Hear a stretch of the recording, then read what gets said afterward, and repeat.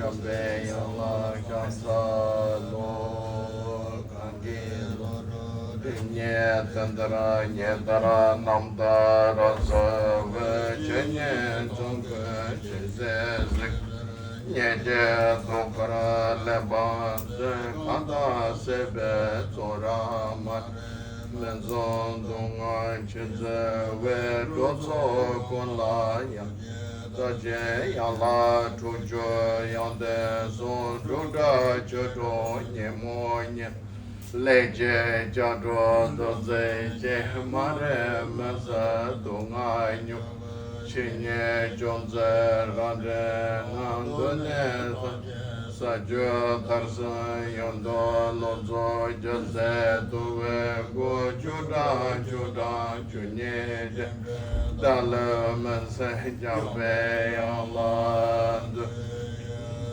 den cheje chara waza je dala demo mambarasa kada denjo sholo toba ye lodo bobe Nava Zadu Zon Boje Amedar Sonje Shendo Minba Nunga Nanda Shenda Jubar Joya Senje Namje Zomba Dalo Yesera Jeda Chichon Temonte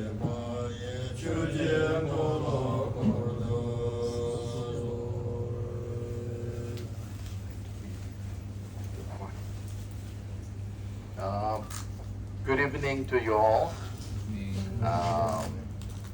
Welcome to this discussion. And I know today the space is a bit tight, and so try your best to be more comfortable.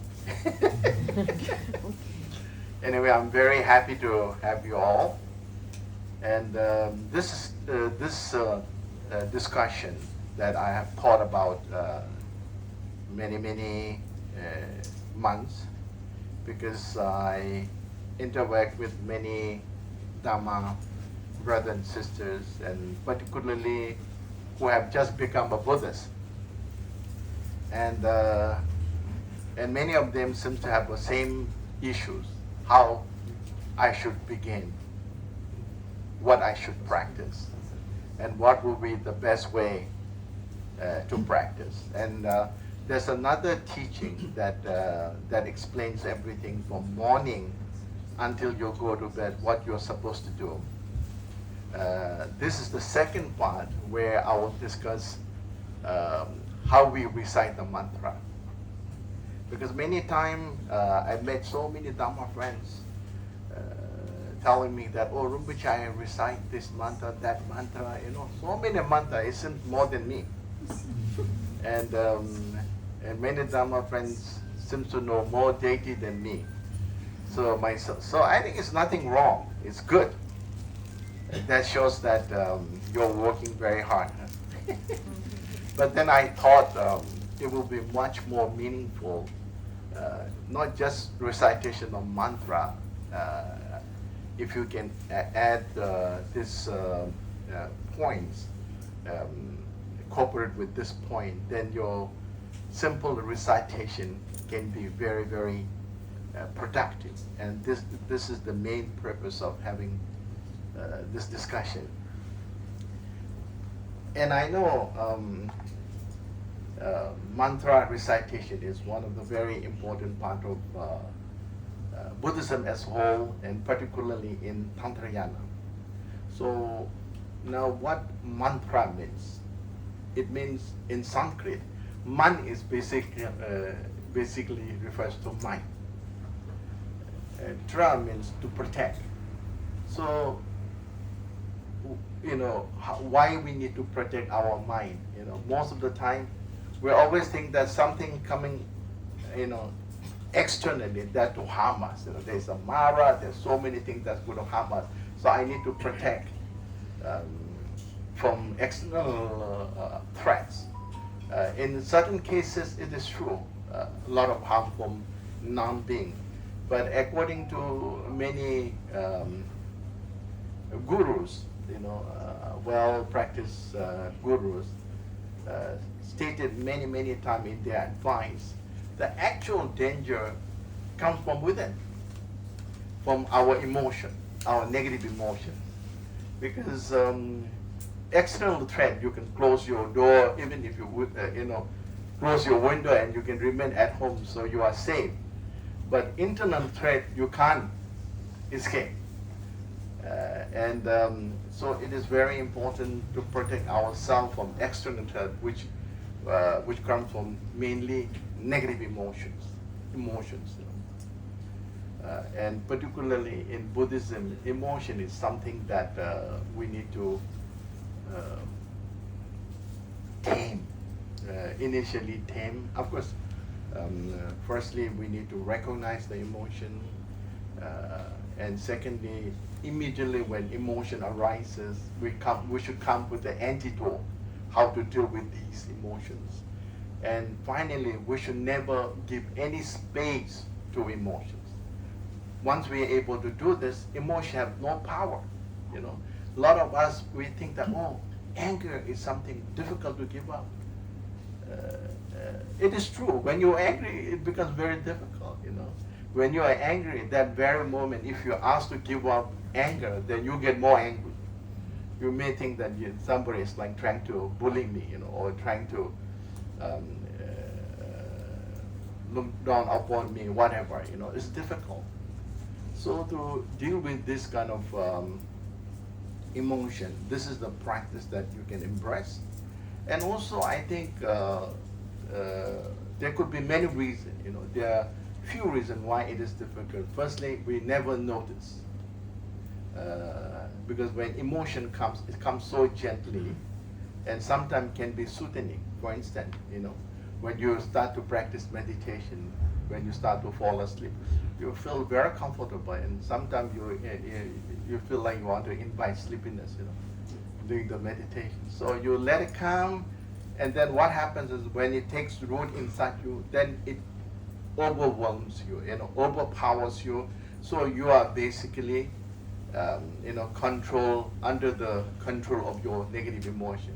Like, a lot of, I've seen some of the YouTube from animal kingdom, there's like caterpillar, I think certain kind of wasps, like bees, lays egg inside the caterpillars and eventually controls the movement of caterpillar. Yeah. So this is what is happening with us, and it becomes very difficult. So we have to deal with this emotion. There are a few things that, actually 5 main points that I would like to share with you, which hopefully can be very helpful. Now, like Buddha Shakyamuni rightly said, I can show you the way. It is you that should embrace and follow the path. And probably sometimes we have mistaken his advice. We think that Buddha will practice for us, we can go on with our daily life. Or Rinpoche or Lama will do the prayer, so we can do whatever that we need to do in life. That is not the case. You need to practice. I know it is difficult, and especially when you're living in a city life. And you may say, I don't have a time. That is true. I know everybody is so busy. But then this is so important. We have to make the time. And we can prioritize this practice as one of the most important things in life. So we need to practice. There's no way. And there are many forms of practice. And Buddhism is known for its skill, methods, and approaches. It's so rich. For instance, like recitation of mantra, meditation, recitation of sutra, and there are many ways to meditate, and there are so many kinds of practice that we can improve to enhance our spiritual life or spiritual growth. There are many ways, and most importantly, I think what is important here, whatever you have learned, whatever you have listened, whatever you have read, we have to put into action, which means that our life become, its whole life becomes a practice. And this is where we can see the true progress. Today, sometimes we feel disheartened because I may be practicing for, I put effort for many, many years. There's no changes in me.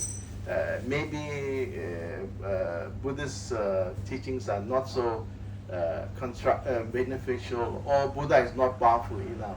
Many times I met people saying that, Rinpoche, I've been practicing Tara for many, many years. I think Tara is a bit peaceful, a bit shy, so I need someone who can, push. I need Makala and Makali.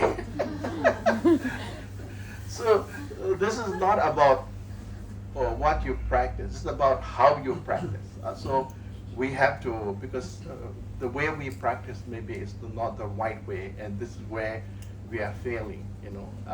So we need to know how to practice. And most importantly, that advice you receive, your action in everyday life has to show your learning, your listening, your contemplation, your meditation has to shine out, emanate from your action. So this shows that you have really done well in terms of practice, because simply asking me to look how we are doing is difficult. Many times we have this sort of like, the way to ask how much I've practiced. You may go to Rinpoche and Lama. Rinpoche, can you look at me how much I've practiced? It's so difficult. So if you ask me how many white hairs growing, but it's difficult to really say how much you have practiced. So it depends, we can see some certain telltale sign that how well you are doing in terms of practices.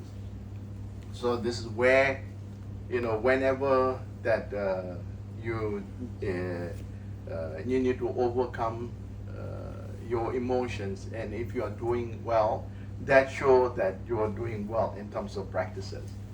And the life itself throws many challenges every day, lots of ups and downs, and this is where our practice can play a very important role to shape your life better and more meaningful. And so practice is the most important. And without the practice, temporary wishing to acquire relief from all these ups and downs in everyday life, and eventually to become, Buddha, it will be impossible. So we need to practice in everyday life. This is the most important. Now, so practice is not about how long and how short. That's not important, I think.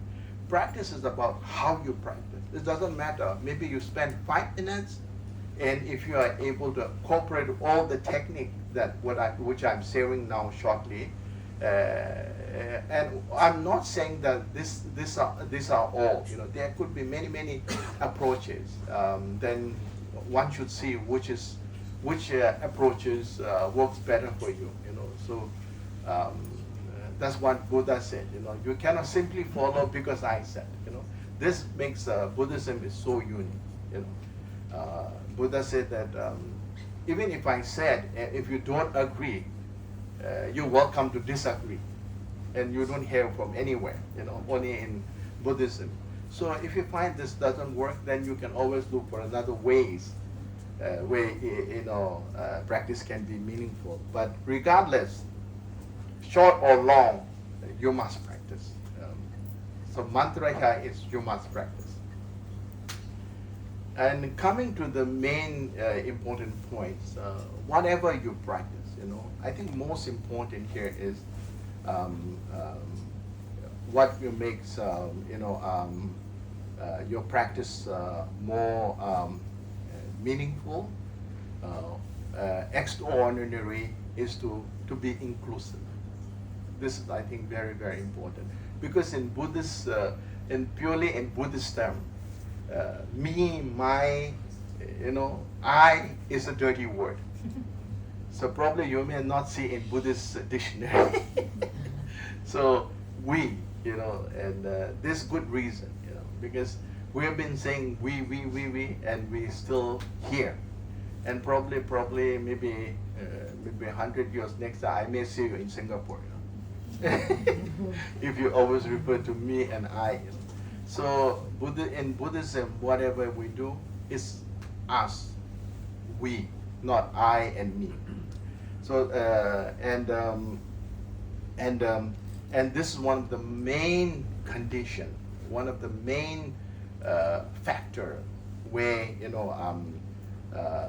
you can be successful in terms of Mahayana Buddhism or Tantrayana in general in Buddhism. So this is something very, very important, which means that that whatever I do, that I'm doing for everybody. There's no such thing only for me. That's what we do not learn. We do for everybody. This is very, very important. And I have mentioned few times. I think generally brave, it refers to strength. But in Buddhism, brave means someone who is willing to take challenges, willing to accept changes. I think we have to be brave enough to give up our bad habits. I've seen many times, because now I'm almost reaching 60 years old. Actually, in Chinese, already 60, unfortunately. I thought I'm 59, but they said, no, Lamas, you're 60. Yeah. So,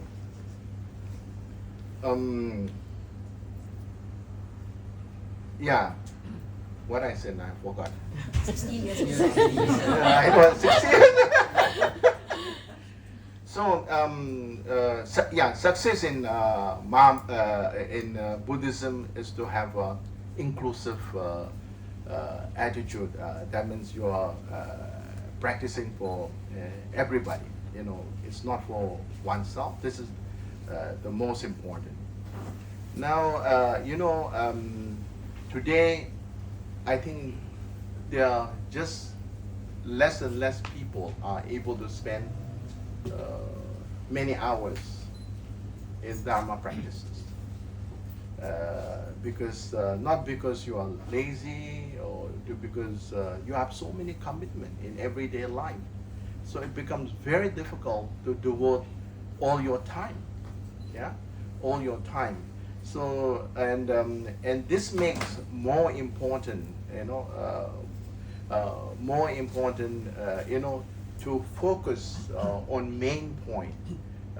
So it's not about how long or how short. It's about how our practice can be meaningful and productive or effective.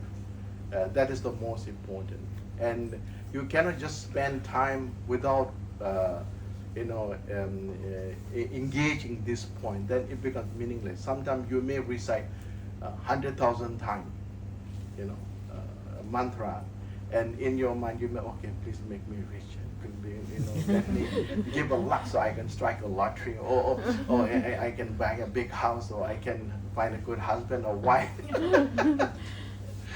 But then, it will be so meaningful. It won't be so meaningful. We need to, unless we think not only about ourselves, but we think about everybody, and this point gives you a sort of idea, a path that way you can embrace and move towards success. So you may recite 100,000 times, but if you just recite one time, and if you are inclusive of this point, then one time makes more meaningful than rather than reciting 100,000 times. You spend hours and hours and make a lot of effort, then at the end, not so much meaningful. Okay? So what we need to do here is the point that I will explain. This will actually, even one recitation. So I'm saying the point here is like, I've seen a lot of Dhamma practitioners use sadhanas who go through, all the requirement and all the, different session of daily practicing every day.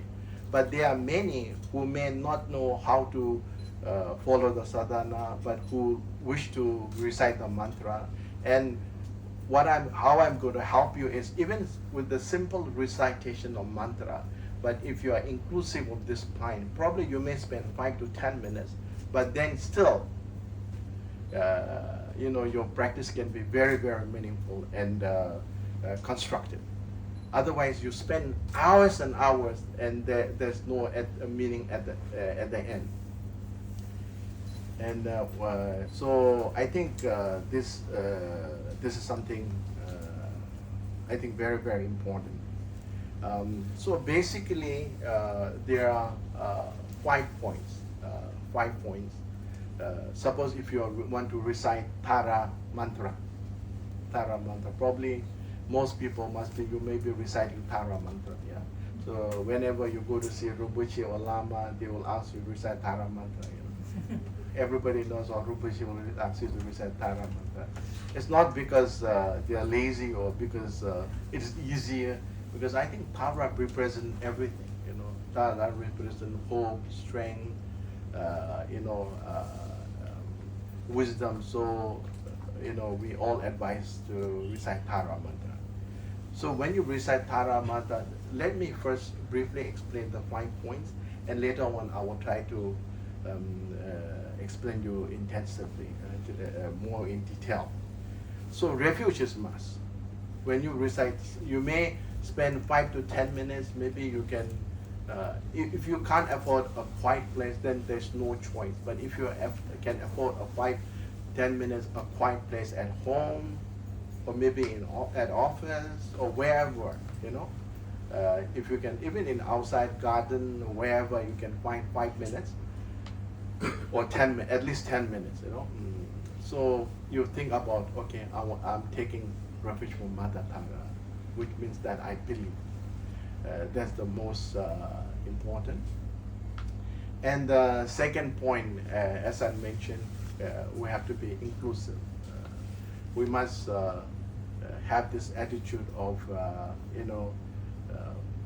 love and compassion.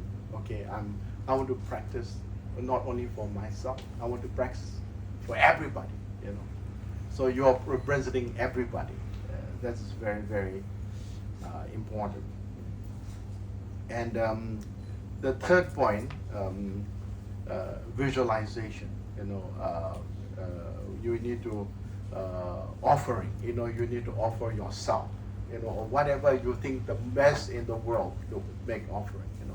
So of course, sometimes if you can't afford, it becomes if you find it is burdening. So when you walk around, when you see beautiful flowers on the roadside or even shops, you go, I offer to Buddha with good heart. That still works. Otherwise, offering basically has to be pure. Many times we may buy expensive fruits, expensive flower, then offer to Buddhas. And we also have a second plan that, okay, today Buddha came, tomorrow I'm going to enjoy for my breakfast. You may buy an expensive avocado, okay, tomorrow I'm going to eat. So when you offer, it should not have a second plan, okay, second opinion. So it has to be just pure offering. Many times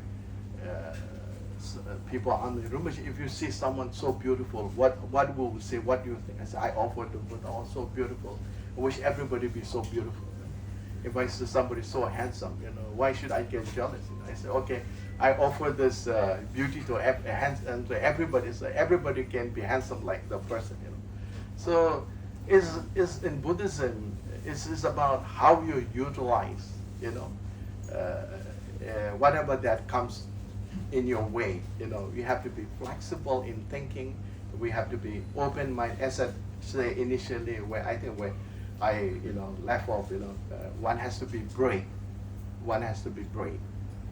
Brave in a sense that accept changes.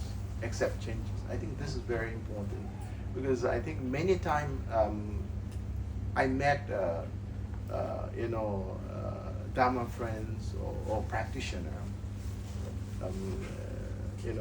They have practiced for many years, but then the moment comes to you where you have to show your strength in terms of practice.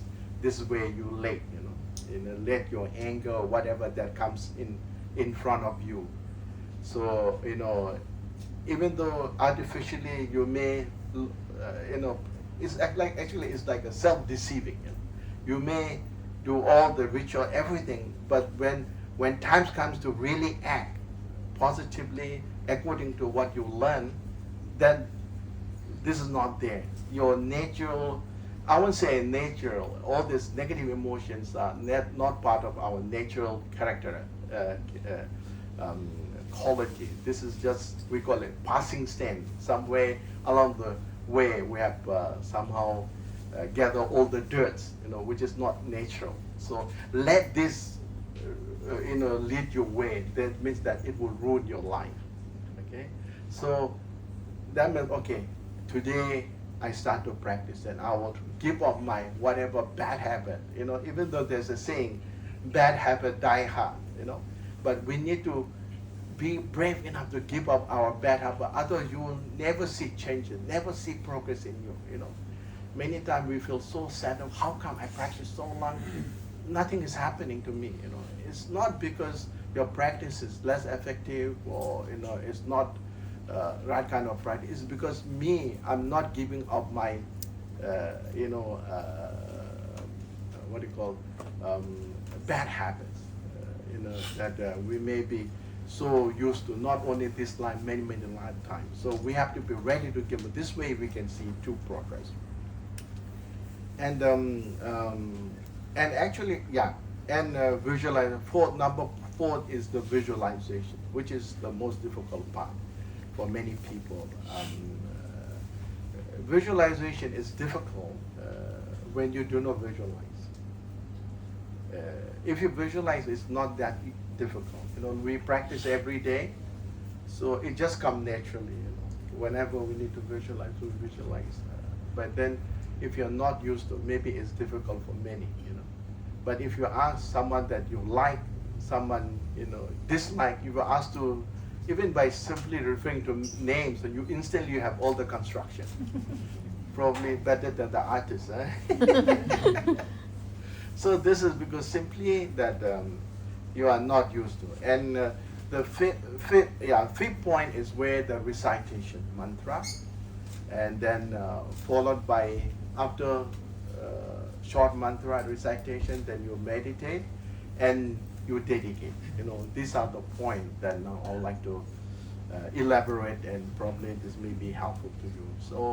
So beginning with the first part, which is a refuge. You can just visualize in front of you, or you can use pictures of Buddha, Bodhisattvas. And refuge is like, even though we may live happily, or we may live, you may have all the powers, all the strength, all the ability, but then we've been always imprisoned by our emotion. So unless doctor like Buddha and his medicine Dharma and the Sanghas, you may be always imprisoned. And for this reason, you need to take refuge. When you, even though if you do not know how to recite refuge prayer, if there's nobody around, of course you can't do like this in the MRT, in the bus, or people might find it a bit strange, So you can look at, if nobody, then you should do it. Or you can hide yourself inside, like this, inside, like when Buddha was around, there are many monks who recite mantras. who recite mantras, but they never show their malas. They always hide inside their shawl, so that so nobody sees. That's how sacred they are. But today it's so different that you like to show mala everybody, and also like to exchange mala. So okay, when you make this mudra, we call it Namaste mudra in Sanskrit. Basically, doing like this. So there's the shape should be like a lotus. Shape should be like a lotus. It's called lotus bud, and keep close to your heart. Always not up, not down. Always close. So there is something to offer. Something to offer Buddha and Bodhisattva. So you are not empty-handedly making prayers. So always keep close to your heart. And okay, then when even though you may not have the refuge prayers, refuge sadhana, so you just, okay, I want to take refuge. Firstly, not only for myself. That's the first thing that you have to keep in mind. For the sake of all sentient beings. That's the first thing. Second thing, I want to take refuge so that Buddha can show me the way. That's the second important. Third, you take refuge because I need blessing. I need blessing so that my hard work, my patience can be successful. Because it is not guaranteed that even you may put a lot of effort, that success will be waiting for you. That's not the case. Many people put a lot of effort, at the end you may fail. But one thing you have to keep in mind, failure is not something really bad, from the Buddhist perspective. Failure can be beginning of big success. Sometimes little success, then we become arrogant, we tend to lose focus, and then it may lead to more failure. So failure makes you strong, determined, determined to succeed, to get better. So failure in a way is also a blessing in disguise. So you should never think failure as something that not good. So this is the reason why we need to make this refuge prayer. And I've seen a lot of time, heard also some individual who are not familiar with the refuge ceremony tend to think that, okay, if I take refuge, then Buddha will control me, watching me all the time, what I'm doing. So I'm become less free. So I'll lose my freedom. That's not the case. I think Buddha will never see what are you doing. Buddha is very busy with all his own. No time to think, see what are you doing. It's good for your own sake. But then in Buddhism, Buddha said that you cannot force anybody to take refuge. That's the very difference, how refuge is taken in Buddhist perspective. You cannot force anybody to take refuge. It has to come from you. And if you think it's good, you take. If you don't think, then think about next time. Sometimes you may say Yenfen, it doesn't work. Sometimes it also depends on your connection. You may have connection with this Rinpoche or that Lama or someone else, and then you may have a different feeling or and you are readily willing to take, So it depends, That's one thing. And the second part is, this is very, very important. Bodhicitta. No matter what you practice in Buddhism, one has to always involve the practice of love and kindness. And this is something that we should always try to enhance. When you initially when you briefly think about love and compassion, you may think that it's something difficult, something burdening, But if you truly think within, it is much more easy and much more peaceful than having anger inside you. You try to, you just meditate and try to have a love and compassion to everybody. Of course, you begin with your family, then slowly your close friend, then slowly, you can broaden your object of love and compassion. Eventually, one day you are able to have love and compassion to even someone you disagree. It's not something that you can have immediately with everybody. That is not possible. Yeah, and love and compassion is not about something only something important in Buddhism. It is important everywhere. Family, you need love and compassion. Yeah, at work you need compassion. Between employer and employee, we need all caring and giving, taking. All these are very, very important. So it is the core, the fundamental strength of Buddhism. If we say what is the fundamental strength of Buddhism, it's the love and compassion. Why we appreciate each other is because we care for each other. Yeah. If we hate for each other, then there's nothing there. So this is something that like any teaching in Buddhism, you are always encouraged to have love and compassion. Earlier when Buddha was around, there was a patron who was very, very devoted to Buddha, but unfortunately he was so greedy, so stingy that he couldn't part away with anything. So Buddha are very knowledgeable. Buddha is very knowledgeable, full of wisdom, and able to somehow help this person. How to help this person. So Buddha said, okay, you should have a vegetable first. You buy a vegetable, and the right hand you should be thinking is yourself, and the left hand is someone else. So initially, from giving from left to right was very easy because myself, yeah, I was happy. Wow, I'm going to get a vegetable. But from parting from left to right was, right to left was very painful because you're giving to someone else. It was not so easy for him. So he started practice giving left and right. Then eventually he becomes so used to it, he couldn't feel any differences between right and left. Then he started to give, offering to the monastery, the lama, all the sanghas. Initially it was a bit painful, So I need to part with this lovely things. But then eventually it becomes like a way of life. So he couldn't feel anything. So later on he became one of the most generous patrons. So this is just a practice, and if you make effort, it won't be so difficult. I will tell you one story. When I was in India, I was inside the car, and there was a boy, on the roadside, and then red light. We had to stop, and I was looking around. That boy was looking at me. So I quickly grabbed 50 rupees.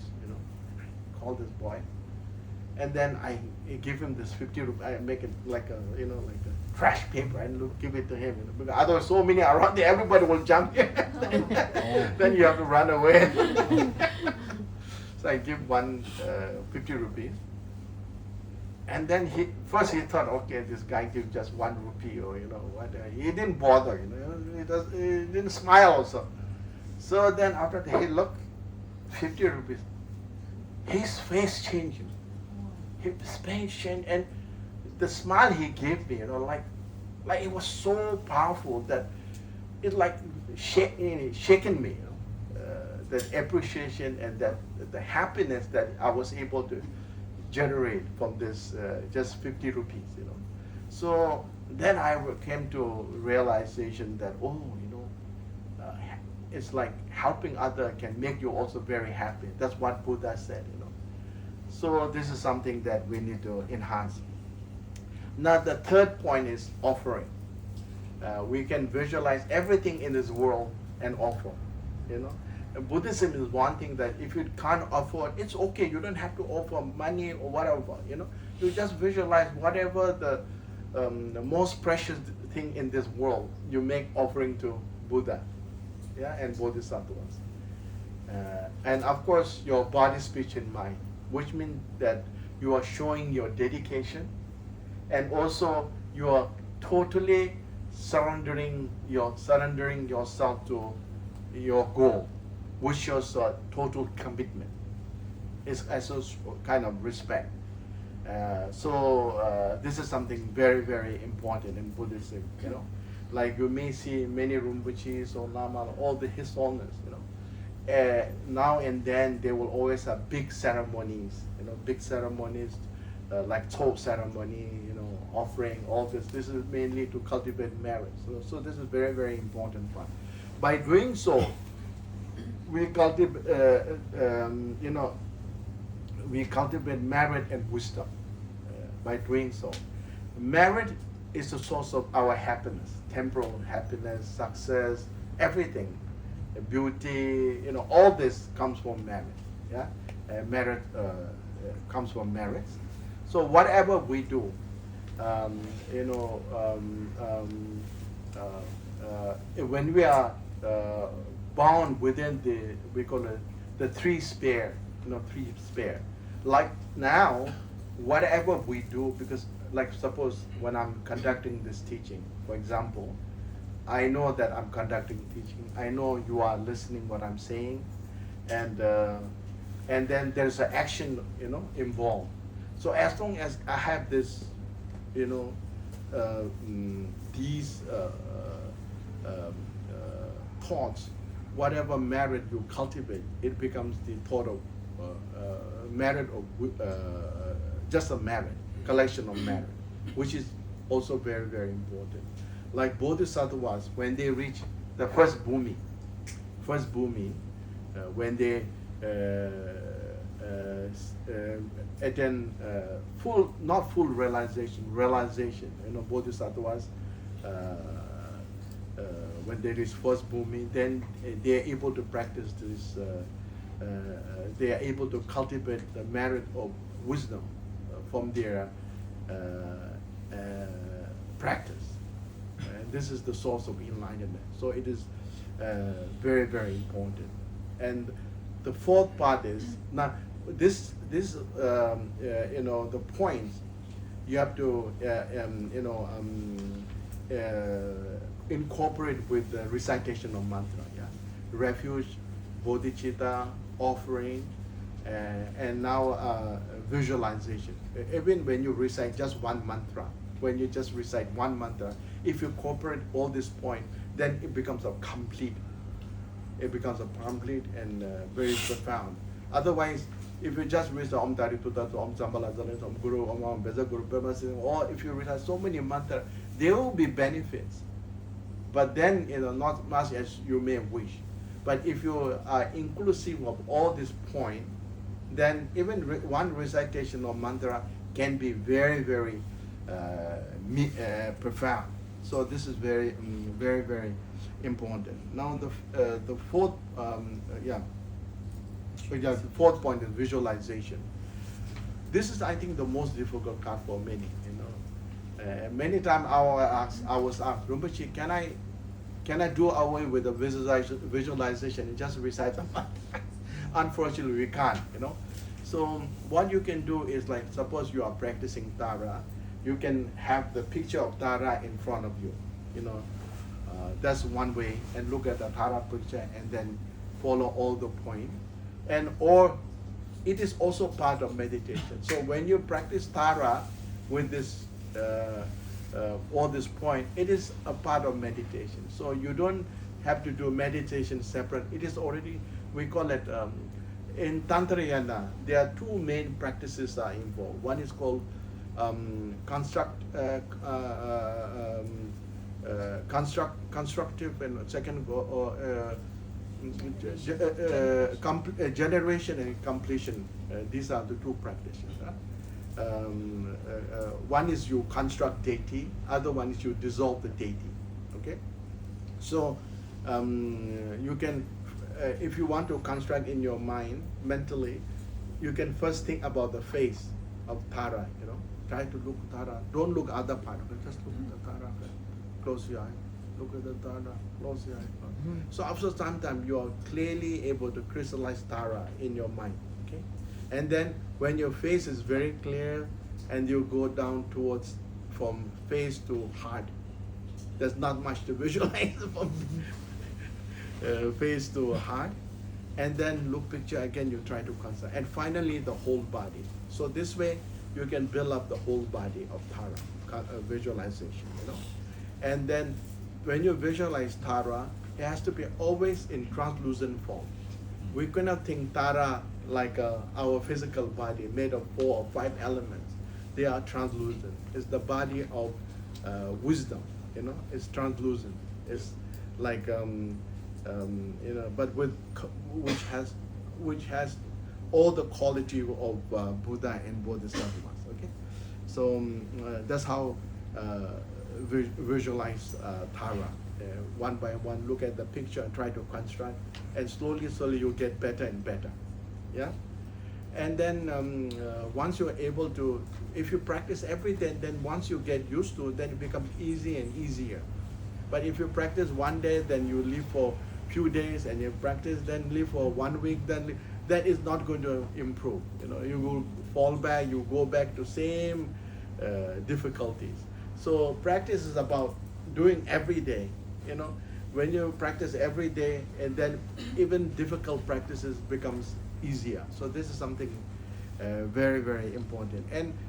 And you know, we need that little push. You know, not just everything will happen miraculously, with a blessing, everything will work, you know, according to your wishes. You know, we need to make efforts. But if you're tired, mentally and physically, then don't push yourself too hard. Then becomes,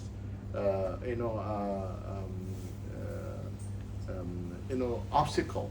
It becomes counterproductive. You know, pushing yourself too hard. Meditation, whatever. You know, we need to be careful about physical and mental health. Okay, and especially the mental health. If you're mentally exhausted, then you can't progress. So you have to be very careful to take care of mental health and physical health. And if you are physically tired, and Buddha will understand, you know, okay. If you are really exhausted, then you know it's okay, you know. But you are half exhausted, you want to spend some time watching TV and you know using phone, handphone, all these things, then there's something to worry about. Other than it's okay. If you're tired, it's okay, understandable, you know. So you know, you have to be, you know, cannot be too restrictive, you know. You have to be comfortable in what you're doing, you know. You cannot be too stressful. You cannot put too much stress on yourself, and then it work negatively, you know, to you. That is not good. You know, if you are not well, that is understood. You know, so you should take your time. But then, other than you need that little bit push. You know, otherwise you may fall back. There's something, and one thing that you should all remember, you know, to all practitioners. One thing that to remember is becoming immune to Dharma. You know, when you become immune to Dharma, there's almost no cure. You know? So this is a danger, which means that you tend to take easily. You know, tend to take easy. You know, you say, okay, there's nothing happening, so every day is the same. So you know, I can do other week or other month. You know, oh, it's. You know, I keep hearing, oh, your Jambal, I sleep in my house, wake up, Jambal. My Jambal, I sleep in, please wake up my Jambal. So, this can be very, very dangerous, you know, when you become immune to Dharma, you know. And also, one of the reasons could be because our expectation is too high, you know. When we practice Dharma, you know, we have to be grounded. We cannot be floating. That means, you know, don't, like everything will happen. Everything's, you know, suddenly then I'll be okay. You know, no. You know, you need to move slowly, gradually. Then, you know, you can see the progress and you can accept the difficulty, the challenges, because sometimes our expectation is too high. That becomes very difficult. You know, like, oh, if I recite 108 times Zambala, and Zambala will come to me and give me a lottery number, you know. So that's not going to work. That's not going to work. So practice is something that you do every day. The progress will come naturally, you know.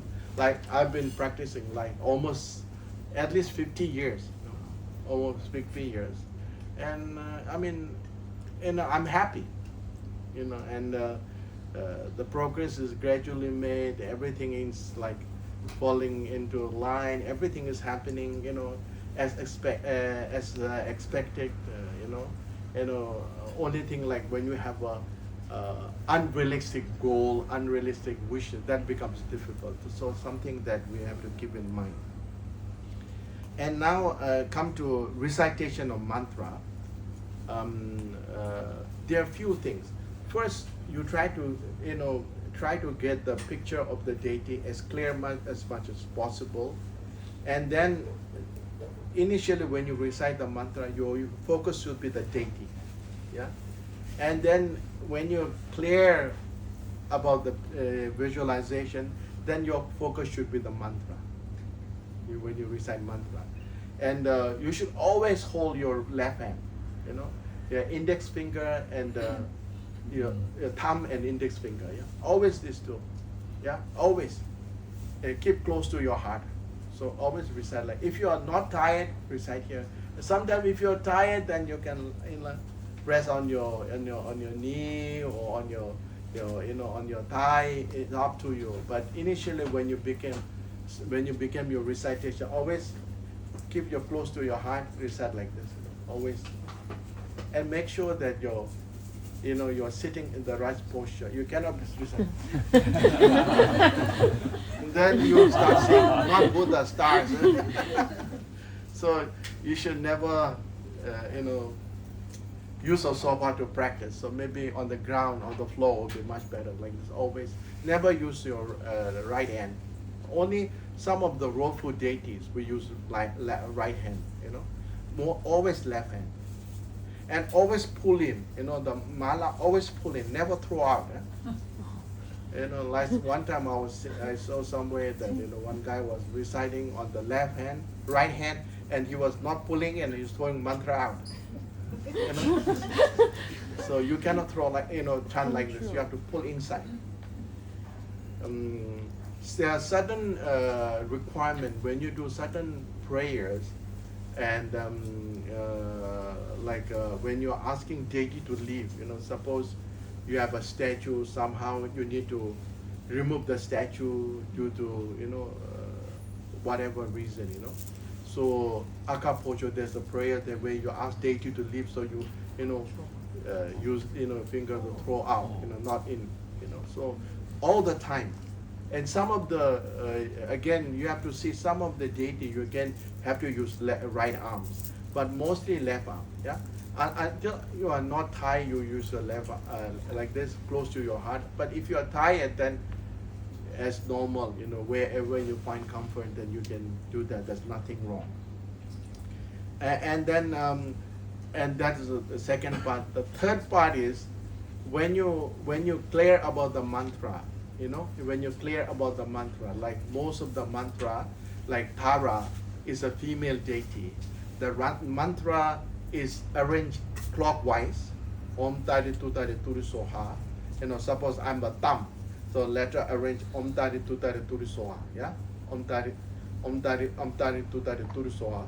So it's rotate anti-clockwise, arrange clockwise. Tara mantra is Om Tari Tu Tari, arrange clockwise. When it rotate anti-clockwise, so Om Tari Tu Tari Turi Soha.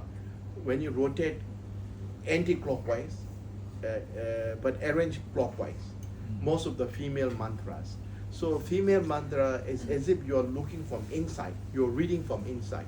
Most of the female mantra, you know, you're reading from inside, and they are not flat that you see from the picture. They're all actually, you know, standing like this. So you can't draw like this. So it's actually they're all standing like this, and the size of the mantras are so thin, like a hair, very thin. Yeah. So when you recite, you should focus on the mantra. When you are okay with the when you have a strong, clear visualization, the second step is to focus on the mantra. And the third, when your focus is very clear, then your focus should be on the light. The mantra start emanating light, light that radiates from the mantra. Mantra removes all our impurities of body, speech, and mind, and it touches the beings of six realms, transform all, eradicate all the impurities of their body, speech, and mind, and transform them into Tara, and the blessing comes back, dissolve on you. So this is how, you should recite. So this involves meditation. So some people think that recitation of mantra is just recitation of mantra. Meditation is two separately different kinds of practice. No, it is same. You need a focus. This is called shamatha. Yeah, shamatha. So it's a part of meditation. So that's how you recite. So depends on how long you spend. Suppose your main deity is Tara, you recite 108 times. Yeah, and if you want to recite some of the mantra, then you can recite 7 times or 3 times after the Tara mantra. Then what you can do is after recitation, when times ends, then you stop recitation, then just sit, meditate. Basically keep your spine straight, shoulder well balanced, the right hand on the palm of left, 2 thumb touch like this, thumb touch like this, just basically sit like this. You can, if it's simple shamatha, you can close your eye, there's nothing wrong. It's up to you.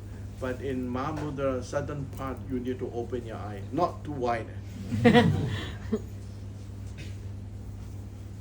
Just look in front of you. Your neck has to be, bit bent, like a hook. And you look from tip of your nose, distance of 4 to 16 inches. And you can say how many minutes you meditate, yeah? So it's up to you. If you find it difficult, then, just start with 5 to 10 minutes, not too long, okay?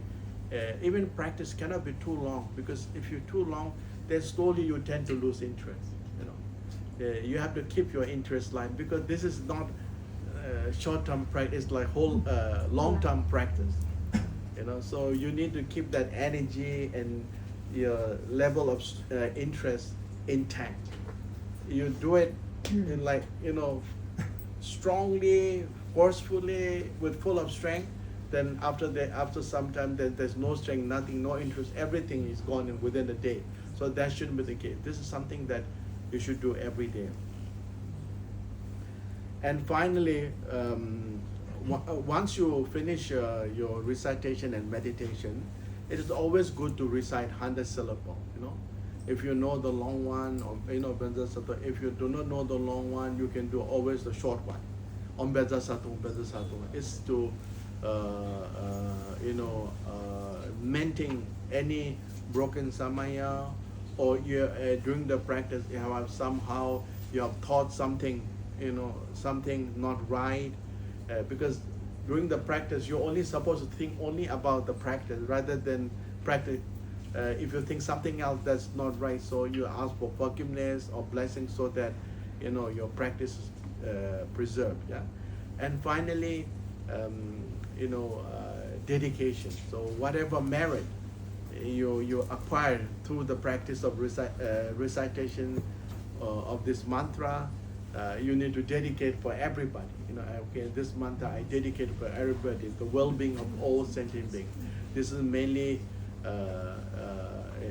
cultivate merit. So when you dedicate the merit, until you become a Buddha, your merit remain, not same, it will grow. It gets stronger, stronger. But if you don't dedicate, it will just disappear.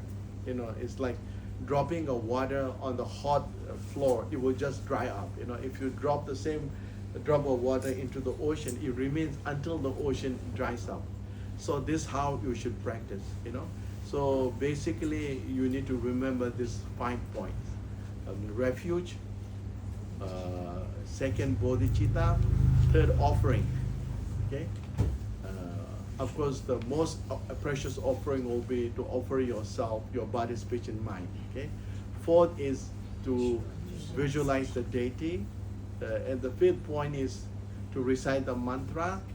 And when you get very good focus, then also you should visualize that light emanates through the mantra. Okay, and then short meditation, and followed by recitation of 100 syllable, and finally dedication. So these are points that if you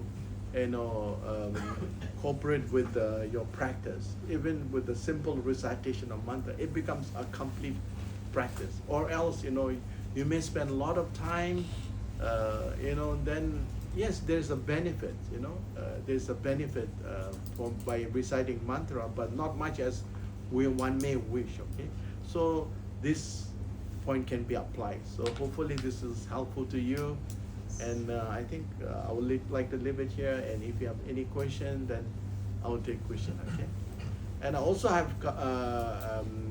compiled one short Tara practice. I can give you the loan, I think, which is already in English, Chinese, and Tibetan, so you can see. If you like, then you can start to practice. No? Okay, any question? 링통 땅다리 맞아요? 추수 집 땅다리. 아?